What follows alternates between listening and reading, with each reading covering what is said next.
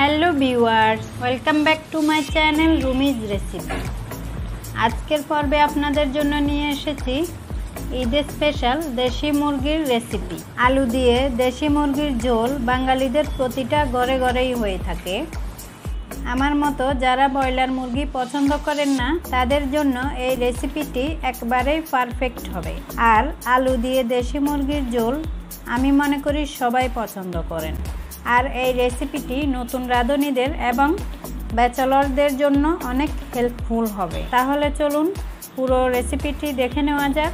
আমি এখানে দেশি মুরগির মাংস নিয়েছি প্রায় 1 কেজির মতো।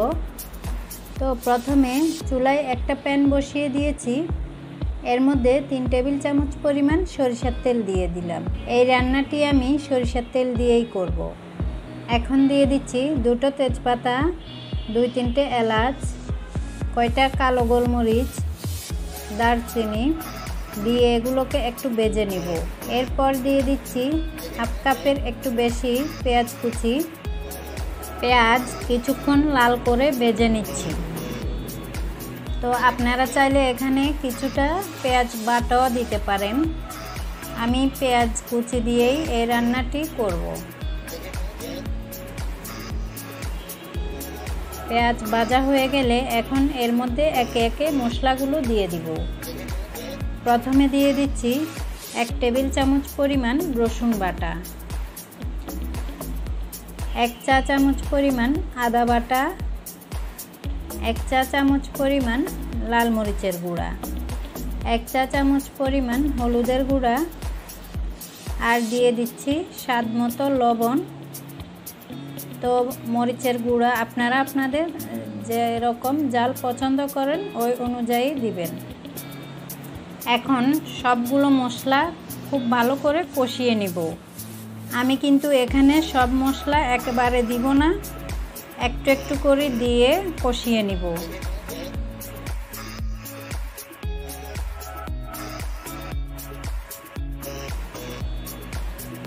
এখন একটু পানি দিয়ে মশলাগুলোকে খুব ভালো করে কষিয়ে নিব। মশলা যত ভালো করে কষানো হবে মাংসটা খেতে কিন্তু ততটাই টেস্টি হবে। যে কোনো তরকারি রান্নার ক্ষেত্রে এই টিপসটি অবশ্যই মাথায় রাখবেন। এখন আমি দিয়ে দিব মাংসগুলো।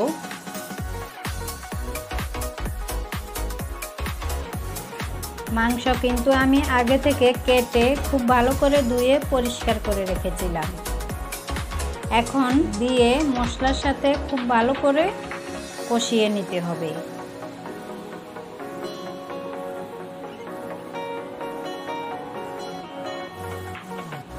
তো মাংসটা আমি মশলার সাথে মিলিয়ে নিচ্ছি। আর এই মাংস কিন্তু আমি কষানোর মাধ্যমেই রান্না করব। তো যেহেতু এটা দেশি মুরগি, ঝোলের জন্য পরে কিছুটা পানি অ্যাড করব।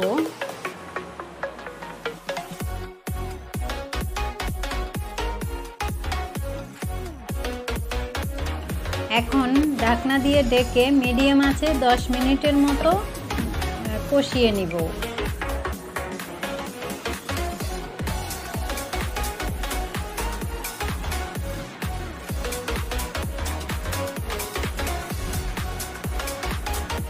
তো কষানো হয়ে গিয়েছে। এখানে আমি আগে থেকে 3-4টে ছোট সাইজের আলু 2 পিস করে নিয়েছি, কেটে ধুয়ে নিয়েছি। এখন আলুগুলো এখানে দিয়ে দিব। আর মাংস কষানোর মাধ্যমেই কিন্তু অনেকটা পানি উঠে এসেছে। আমি কিন্তু এখনো কোনো পানি অ্যাড করিনি।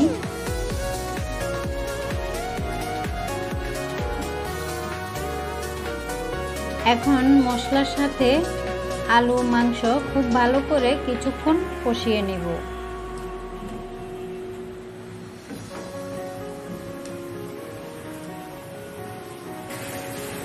তো ভিউয়ার্স, আমার মাংস পুরোপুরি কষানো হয়ে গিয়েছে।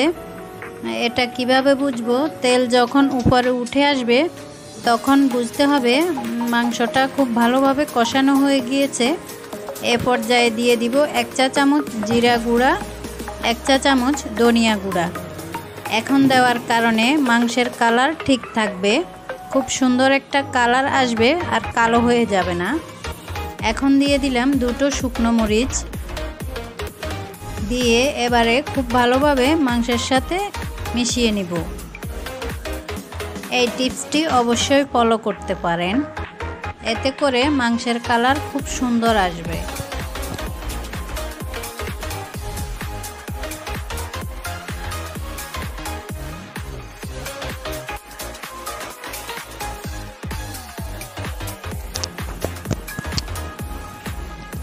এখন ঢাকনাটা উঠিয়ে এর মধ্যে আমি জলের পানি অ্যাড করে দিব। আমি কিন্তু মাংসটা কষিয়ে কষিয়ে মোটামুটি কিছুটা রান্না করে নিয়েছি। এখন আমি এখানে গরম পানি দিয়ে দিচ্ছি 1.5 কাপ পরিমাণ। যেহেতু এটা দেশি মুরগি, তাই সিদ্ধ হতে কিছুক্ষণ সময় লাগবে, তো আমি এই জন্য 1.5 কাপ পরিমাণ গরম পানি দিয়ে দিলাম। এবার ঢাকনা দিয়ে ঢেকে আরও 15 থেকে 20 মিনিটের মতো রান্না করব। তো আপনারা চাইলে জলের পরিমাণ অনুযায়ী পানি বাড়িয়ে বা কমিয়ে দিতে পারেন। এখন ঢাকনাটা উঠিয়ে এর মধ্যে দিয়ে দিব কয়টা কাঁচামরিচ। এটা আমি এই পর্যায়ে দিয়ে দিচ্ছি শুধুমাত্র ফ্লেভারের জন্য, খুব সুন্দর একটা ফ্লেভার আসবে। তো দিয়ে একটু নেড়ে চেড়ে আবারও ঢাকনা দিয়ে 10 মিনিটের মতো ঢেকে এমনিই রেখে দিব। তো ভিউয়ার্স, আমার মাংস রান্না কিন্তু হয়ে গিয়েছে ঈদের স্পেশাল আলু দিয়ে দেশি মুরগির ঝোল রান্না।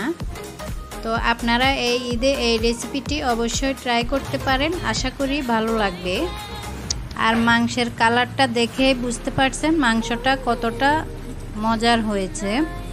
তো ভিউয়ার্স, আপনারা আমার এই রেসিপিটি থেকে যদি একটু উপকৃত হন, তাহলে চ্যানেলটি অবশ্যই সাবস্ক্রাইব করবেন আর লাইক দিবেন, ফ্রেন্ডস অ্যান্ড ফ্যামিলির সাথে শেয়ার করে দিবেন। ভালো থাকবেন, আল্লাহ হাফেজ। Thanks for watching.